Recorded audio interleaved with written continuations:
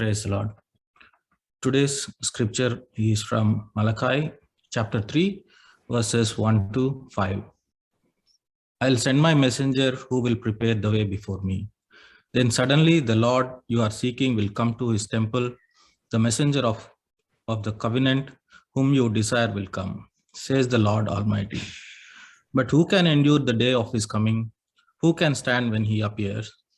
For he will be like a refiner's fire or a launderer's soap. He will sit as a refiner and purifier of silver. He will purify the levities and refine them like gold and silver. Then the Lord will have men who will bring offerings in righteousness, and the offerings of Judah and Jerusalem will be acceptable to the Lord, as in days gone by, as in former years. So I will come to put you on trial.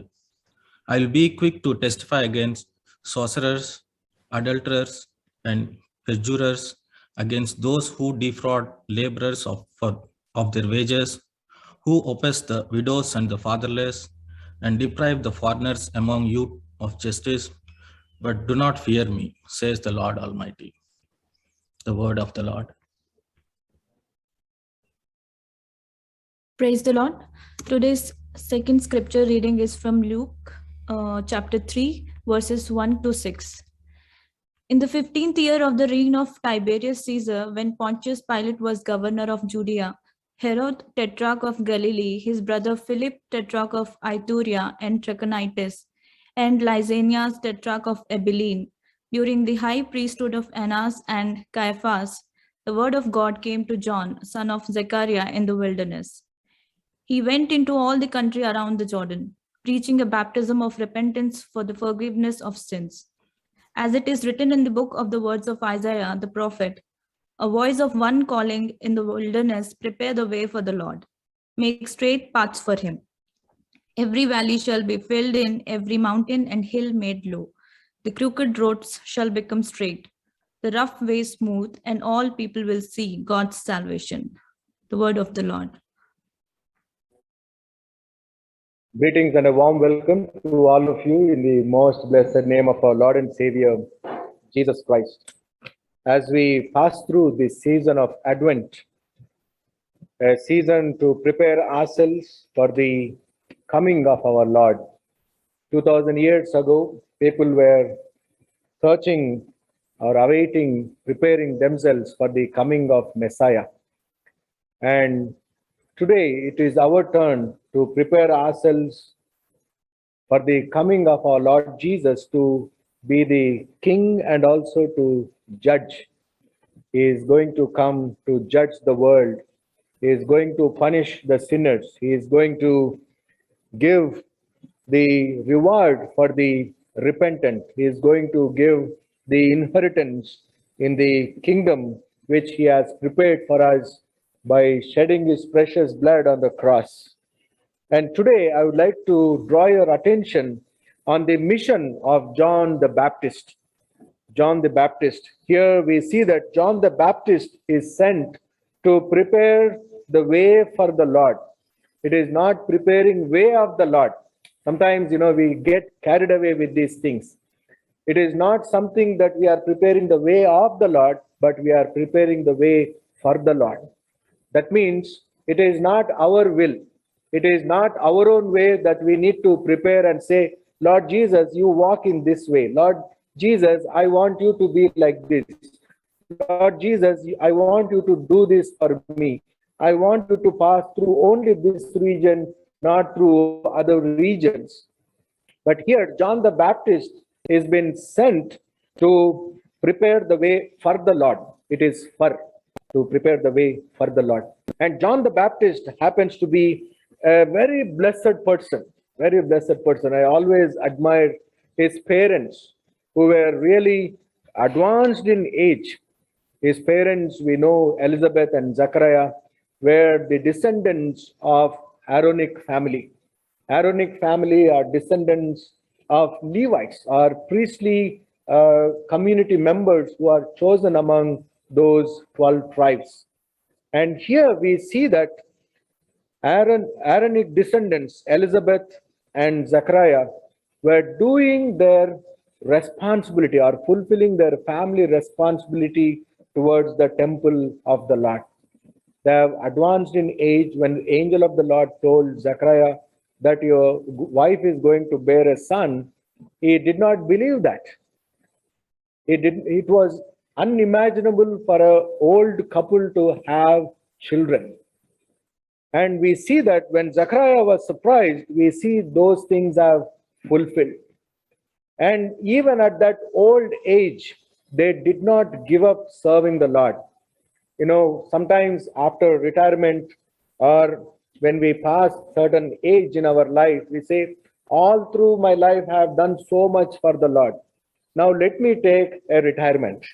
Let me withdraw. Sometimes when I talk to some of the old people, they say, during our young times, we did so much, but now we have withdrawn from that.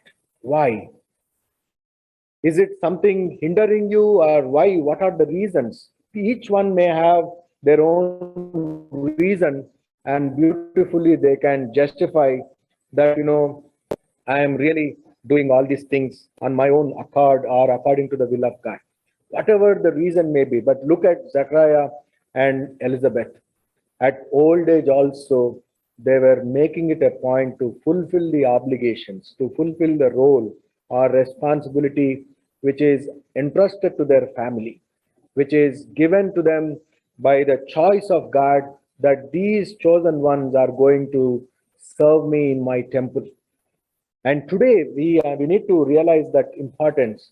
We are all chosen for this royal priesthood. It is not just the priests or evangelists or missionaries who do the work of God, proclamation of the gospel. No, every believer is called to be a royal priest. You are called, you are chosen, you are set apart in this world to be his servants, to be his representatives. And today we are going to see that John the Baptist, when he was born, you know, Luke gospel writer is giving certain historical evidences here. If you look into the chapter 3, verse 1 onwards. In the 15th year of the reign of Tiberius Caesar, when Pontius Pilate was governor of Judea, Herod tetrarch of Galilee, his brother Philip tetrarch of Iturea, and Trachonitis and Lysanias, tetrarch of Abilene, during the high priest of Annas and Caiaphas, the word of God came to John, son of Zechariah, in the desert. There are so many historical figures. One is Roman Emperor Tiberius, and the second one is Pontius Pilate. He was the governor or a prefect who was taking care of that region. And third one is Herod Tetrarch. His actual name is Antipas. He is descendant of Herod the Great. And this Antipas is a tetrarch, means a quarter kingdom. 4 people were entrusted to take care of the whole kingdom. And this Herodian dynasty were like princely kingdom. They were paying whatever tribute they are supposed to pay to the emperor, and they retained their titles, they retained their authority in that region. And Herod and his brother Philip and another guy named Lysanias, and like this, there were 4 different representatives of that same family taking care of one region, that is Judea. And we see that Herod is a descendant of Edomites. Who are Edomites in the Bible? Any idea? చెప్పాలండి ఈదోమీలు ఎవరండి? యాకోబు ఏశావు story తెలుసు కదా. ఏశావు వంశస్థులే ఏదోమీలు. So they are not the chosen ones, or like rejected ones. So when Herod is taking care of this region, people hated him because he comes from that lineage. They were hated, and no one liked descendants of this community. And Herod, he belongs to that lineage of Edomites. And then further we see Annas and Caiaphas were father-in-law and son-in-law relationship. So they were the chief priests, and chief priests are representatives of the religious system, religious cultural system. They are called as important people who implement law of Moses. Under them, there was a 70-member council, which is called Sanhedrin, where Pharisees and Sadducees are the representatives of that Sanhedrin council. So there is a kind of three-tier government. One is religious responsible leadership, and other one is the community related relationship, and the other one is the legal relationship. So there were three different people. Among all those chaotic situation, we see that the word of God is coming to John the Baptist in the desert. So wherever we are, be assured that the word of God will come to us. You know, there is no hindrance for the word of God. There is no hindrance for God to reach to us. Though the political situation may be very positive, or political situation may not be favorable to us. Sometimes the socio-economic situation may not be favorable to us. Sometimes the work culture may not be favorable to us. No matter whatever you are, if you are in the right relationship with God, the word of God will come to you. Here in the desert, we see John is receiving the word that you need to go out to the countryside and preach a baptism of repentance for the forgiveness of sins. A twofold responsibility for this person. One is he is calling people for repentance, and second thing is he is calling people to seek forgiveness of sins. This is very important for every person, to seek repentance and to seek forgiveness. These two things John the Baptist is going and preaching. And the ways in which he dresses up, no one would really accept the dress. If John the Baptist really exists in our modern society, there is no room for him to enter the parish hall. No room for any house. The way he dressed up, the way he eats, no one would like to sit with him and have fellowship lunch. No one would invite him. If looking at his food habits, looking at his dress code, no one would say, oh, we are very close to John the Baptist. No. John the Baptist, our relative, you know, we don't want to say. Yeah, my dad used to tell, they are long distance relationship. If somebody tells you also, we'll try to segregate with the dress code, with the background, socio-economic background. But John the Baptist, when he started preaching, people did not like that. Sometimes they look down because, what is he? An unschooled person, a person who do not know how to live to the expectations of a society, a person who do not have proper behavior, table manners. So that is what we call. No mannerism on the dining table. What kind of person is he? Why is he teaching this? And if he is telling us why we should listen, you know, sometimes if somebody is telling us or somebody is correcting us, we look at their status. If they are really below our standard, then we'll say, why we should listen to that person? Who is he after all person? మన పిల్లలకు కూడా అప్పుడప్పుడు చెప్తారు కదా, వాళ్ళు చెప్తే నువ్వు వినడం ఎందుకు నాన్న, వాళ్ళు ఎంత మన ముందు. Sometimes we try to drill our children about our pride or about our wealth, about our status, our social status, economic status. In what way we are less? Why are you sitting down? Don't sit down. Why are you offering chair to others? Don't offer.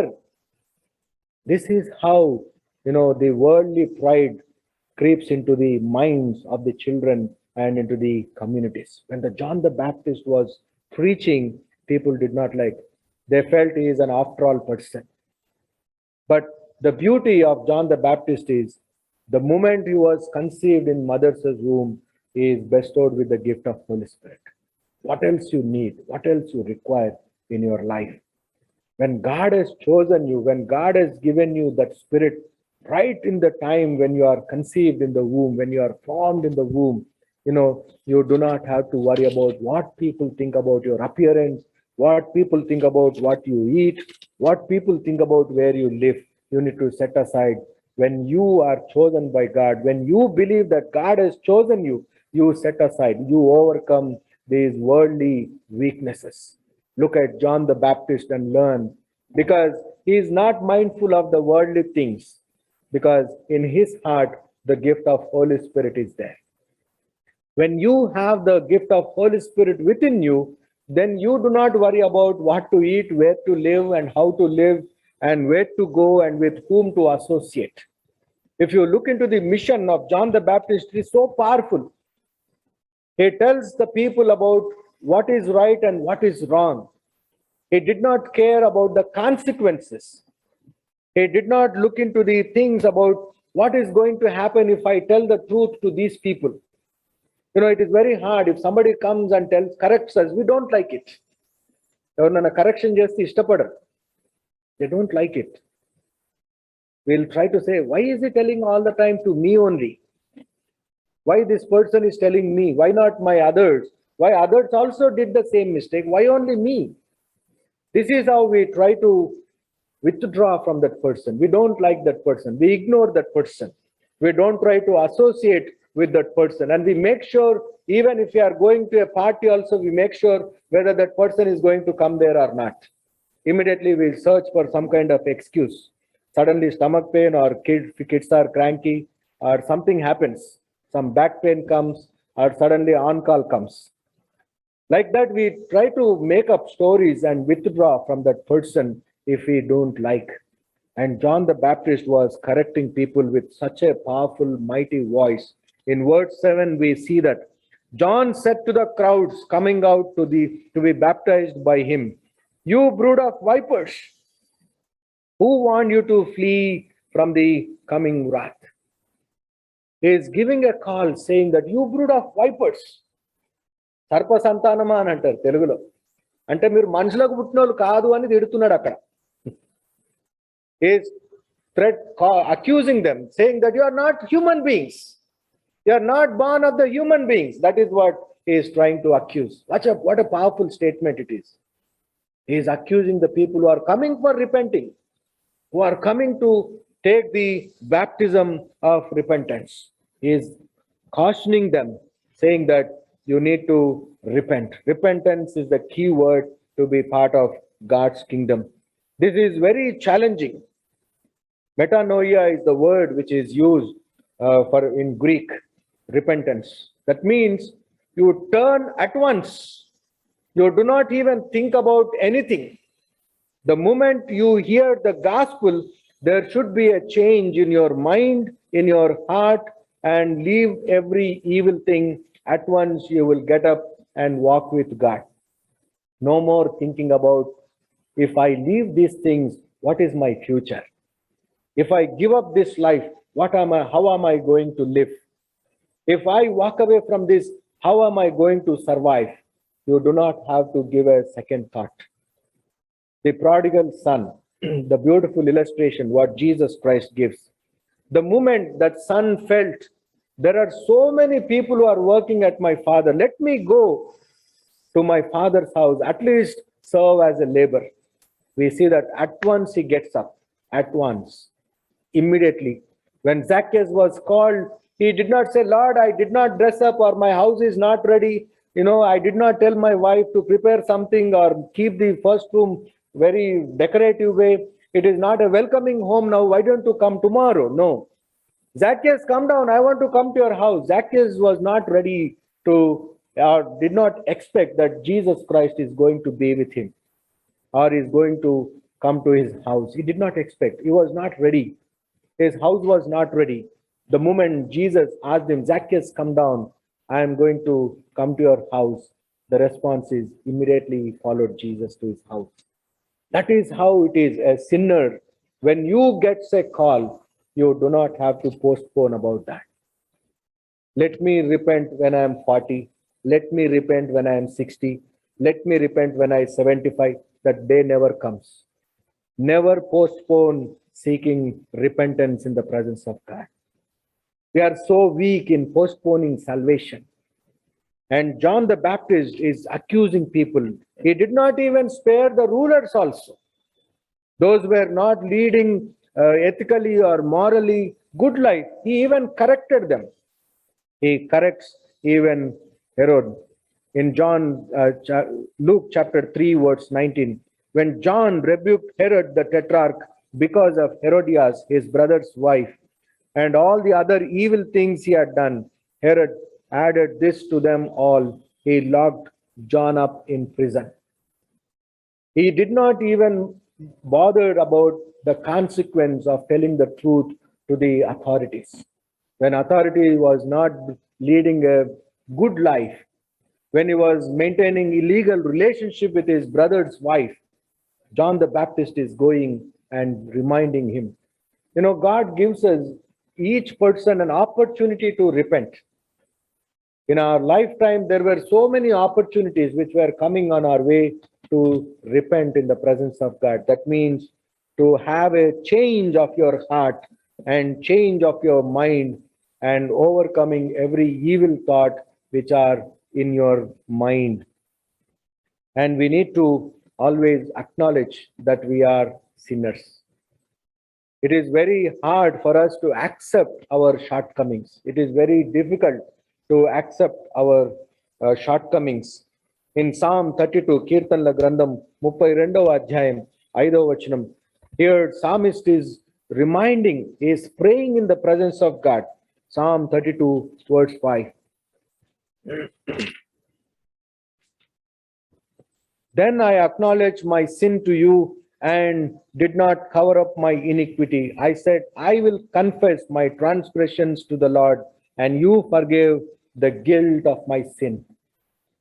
What a bold and powerful statement by King David. Always authorities or the boss is always right, isn't it? In the secular world, boss is always right. You cannot question boss. If you question boss, you are not in the seat anymore. If you try to find fault with boss, you will not be accommodated in his team. And here, King David, having such a powerful authority, he is making this prayer. Lord, you know, I acknowledge my sin to you, and I did not cover up my iniquity. That means whether you are a mighty person or an important person or a powerful person, a wealthy person, a very popular person, you need to acknowledge in the presence of God what weaknesses you have. First, you need to assess yourself that what weaknesses do you have? What weaknesses am I going through? What is that I need to repent in the presence of God? We know what is good, what is bad. We know what we are. We are the better judges of our own heart. Not our parents, not our family or our neighbors who can tell what is in your heart, what is in your mind. It is very difficult to find out one's heart or mind, isn't it? Only we can guess, only we can predict to a certain extent about our family members. But in their mind, what they are up to, they have to judge themselves. We need to acknowledge that we need repentance in the presence of God. This is a season, a very beautiful season. Christ coming is a new life for everyone to begin afresh. And calendar wise also, this year is going to end in a couple of days after Christmas. And then you are entering into a new year. You need to prepare yourself with a new resolution. Yes, Lord, thank you for this opportunity, and I would like to repent and receive this baptism of forgiveness. When the early church members, like Peter, when he was preaching, Acts of the Apostles, chapter 2, verse 38, Apostala Karyamula Grandam, 2వ అధ్యాయం 38వ వచనం. People were asking what we should do after listening to Peter's testimony. They were asking what we should do. And Peter is responding to verse 38. Repent and be baptized, every one of you, in the name of Jesus Christ for the forgiveness of your sins. Repentance is the key before baptism. Repentance is the key.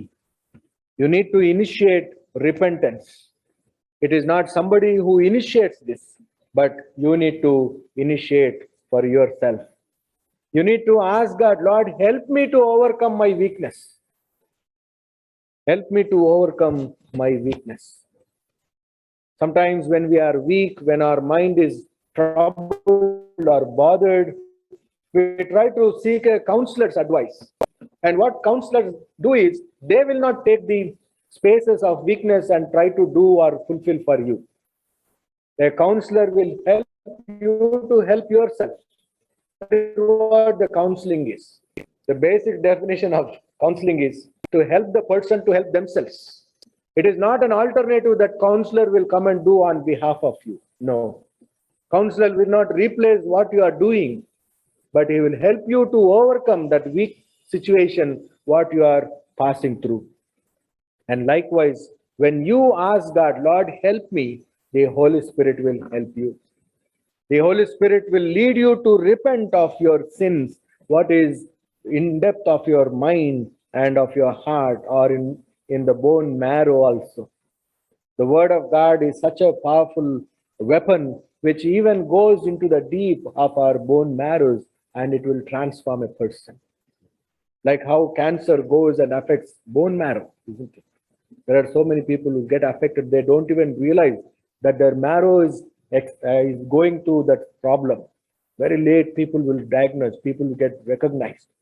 But here, the word of God, the moment you turn to God, when you completely submit and surrender yourself, then definitely you would be acceptable instrument in the hands of God. And in Acts of the Apostle, chapter 19, St. Paul also was reminding people about this, because there were so many questions. Which sort of baptism should we take? What kind of repentance that we need to undergo? And what is that sign? And St. Paul, when he was in the Ephesus church, and Apollos was doing ministry in Corinth, and Paul goes to Ephesus congregation, and there he was trying to remind the people. People were asking him that what kind of baptism should we take? And Paul is telling in verse 4, Paul said John's baptism was a baptism of repentance. He told the people to believe in the one coming after him, that is in Jesus. You need to be baptized in the name of Jesus. Because there were so many ceremonial cleansing rituals which were in the Jewish cultures. Even cleaning the utensils also, the Greek word used is baptizo. The same word. Even to clean a vessel also, cleaning the hands also, purification of the hands and feet is also baptism. The same word is used. And St. Paul, when this question was asked by members, John also preached a baptism, and now you are also preaching a kind of baptism. Which baptism should we take? Whether it is Apollos' baptism, whether it is Paul's baptism, whether it is Barnabas' baptism, whose baptism? Praise God, Jesus did not baptize anyone. No confusion at all. We are getting confused, and we are confusing others also. How can you take that baptism? That is not at all valid. Come here and take. Praise God, Israel is closed now. No more baptisms for the visitors. Otherwise, that has become a ritual. Come with our package, you will get baptized at Jordan River, where Jesus was baptized. Special attraction package. What a pity. What a pity. Water baptism means, is that a running water or a still water? This question was asked to me. Pastor garu, running water lo cheste better emo. Saudi Arabia gote telustadi water villa. What kind of water is required in Saudi Arabia? It's very expensive. More than gas. People get confused and carried away. The essence of turning to God. Repentance is the first key. And after that, take the baptism. First, repentance. Without repentance, whether you take baptism in Himalayas, whether you take baptism in Michigan Lake, whether you take baptism in Jordan River, no transformation in you. There is no point of your existence. You cannot claim that you have received a baptism of repentance. St. Paul is reminding, whatever it is, you take in the name of Jesus. Even John the Baptist makes it very clear.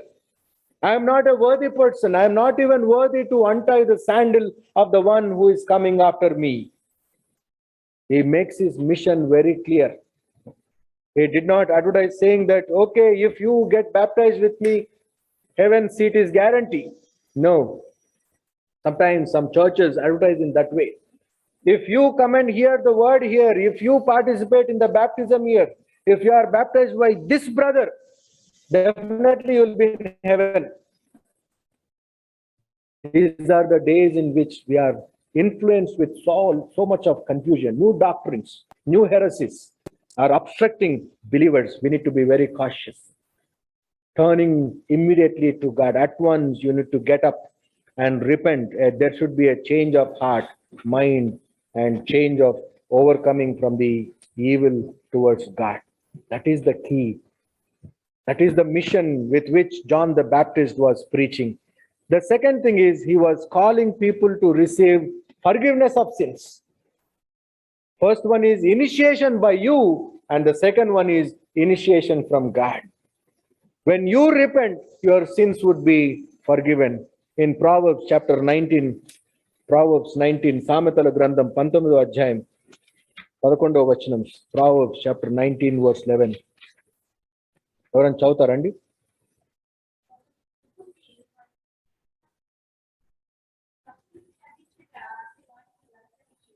చాలు. ఒకని సుబుద్ధి వానికి ఘనతనిచ్చును. దీర్ఘశాంతం. A man's wisdom gives him patience. Patience. Today we live in a world, patience has become a rare commodity. No one is having time. People are becoming so restless. Whatever is going into their minds and hearts, you can see the people when they drive their cars. How crazy people are.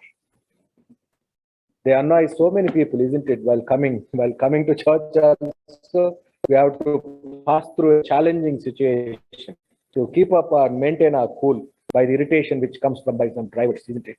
That means people don't have patience. Patience is the key. And if a man wisdom, when he attains that spiritual maturity, then he will be in patience. And with that patience, you will be able to overlook the weaknesses or offenses of others, overlooking or forgiving others. That means to receive forgiveness of sins. Receiving means immediately we'll be so alert or something, what am I going to get? Giving means, oh, what should I give? Repentance is something you give yourself, and forgiveness is something that you receive. Even in receiving also, you should be eligible. The eligibility is you should be able to overlook the offenses of others. These are the words of wisdom writer King Solomon. With all the spiritual maturity, with the exposure and experience of the world, after accumulating the wealth, seeing the world of his time, becoming very popular in his time, becoming a wealthy person of his time, a powerful person of his time, but finally says, if he has that patience, that is, if man is bestowed with the wisdom of God, if you fear the Lord, that is the beginning of the wisdom.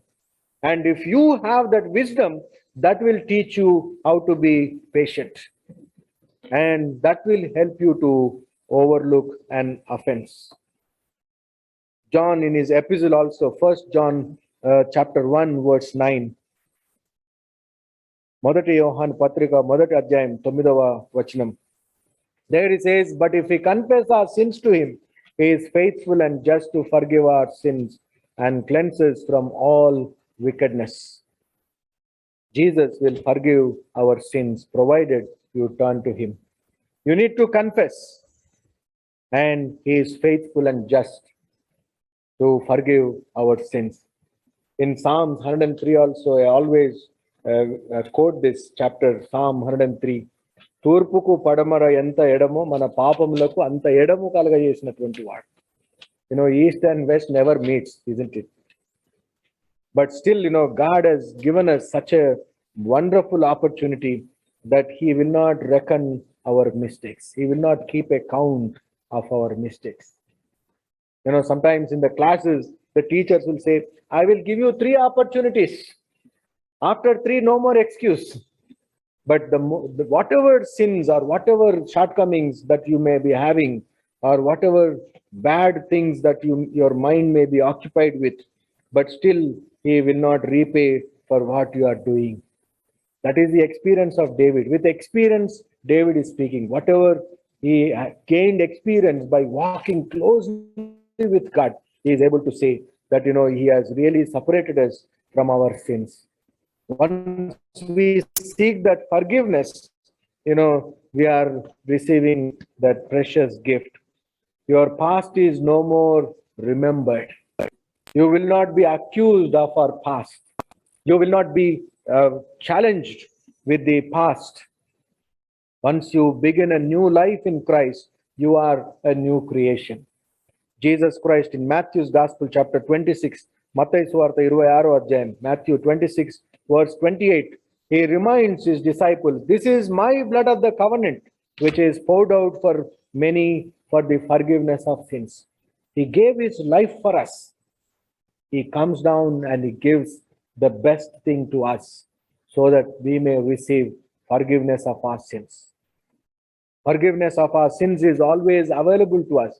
Through the celebration of Holy Communion, we are constantly reminded we serve a forgiving God. We seek a Savior who will put an end to our old life, and he gives us an opportunity to begin afresh. In human relationship between husband and wife or family or among the relatives, when our relationships are not in proper way, we try to be shattered. We feel so much of this thing that why that person has done so much for me. And sometimes we cannot forgive some people, isn't it? In Telugu, sometimes I do hear, నేను సచ్చిన వాడు నా సావుకు రావద్దని చెప్తారు. సొంత అన్నదమ్ములనే, ఎవరినో కాదు. సచ్చినాక ఎవరినెవరు చూసుకుంటారండి. నువ్వు చూస్తావా కాఫీ బాక్స్ లో వాడుకొని ఎవరో వచ్చింది, ఎవరో ఏ టైప్ ఆఫ్ దండ వచ్చింది, ఏమేమి తీసుకొచ్చారు చూడం కదా. We don't watch, we don't know what is going to happen. నేను చస్తే కూడా వాళ్ళు రావద్దు, నా ముఖం చూడొద్దు, చస్తే కూడా నా ముఖం చూడొద్దు. That means we are so stubborn, so hard. If we have Jesus in our hearts, we are being reminded through the sacrament of Holy Communion that whatever hard stubbornness we may be having, but he has forgiven us. Unconditionally, he has forgiven us. మనుషులు దేవుని పట్ల చేసినటువంటి తిరుగుబాటు చూస్తే దేవుడు మనుషుల ముఖమే చూడొద్దు, కానీ దేవుడు తిరిగి మనుషుల రూపంలోనే వచ్చాడు. He has come and made a dwelling among us to see us face to face, to give that experience.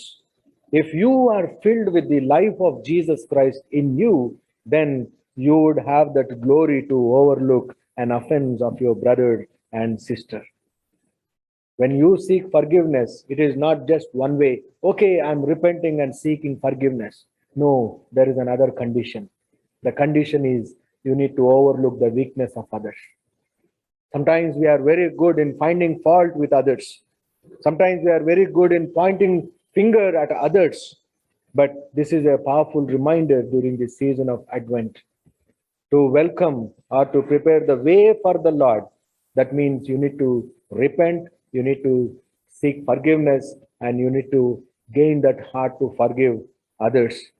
In Matthew chapter 6, the teachings of Jesus Christ, Sermon on the Mount, verses 14 and 15, మత్తయి సువార్త 6వ అధ్యాయం 14వ వచనం 15వ వచనం.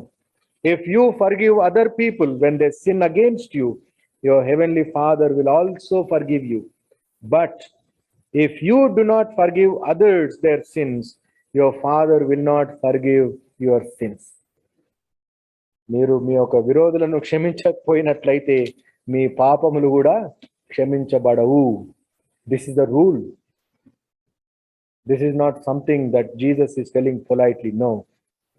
He was telling people that if you do not forgive, if you do not have a heart to forgive your own spouses, your own children, your own siblings, your own blood relatives, your own friends, remember, your sins are not forgiven. Don't be hard-hearted people. When you come to God, when you seek repentance, he is going to remove that stone heart and give you a heart of flesh, because he would like to reveal his salvation to everyone.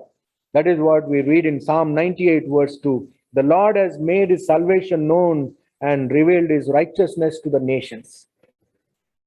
Whole secular world recognizes Jesus as Jesus means love. Jesus means love. Whole world recognizes that. But being followers of Jesus Christ, we need to demonstrate this unique quality of forgiveness. We need to show what it means to forgive others. In Acts chapter 4, verse 12, here we see that salvation is found in no one else, for there is no other name under heaven given to men by which we must be saved. It is only in the name of Jesus there is forgiveness. Only in the name of Jesus there is salvation. Only in the name of Jesus there is newness. The choice is given to us as we prepare ourselves to celebrate the birth or the coming of Jesus Christ into the world. Are you preparing yourself to prepare the way for the Lord, where he is going to come and judge us? In Malachi, we read, "So I will come near you for judgment." Now he is going to come and judge us. Before that day occurs, you need to prepare yourself and prepare others. Then you would be making way for the Lord. May the good Lord give us needed wisdom and understanding to kneel in his presence, to bend down in his presence and seek repentance and seek forgiveness of our sins. Shall we bow our heads and look to our Lord in prayer?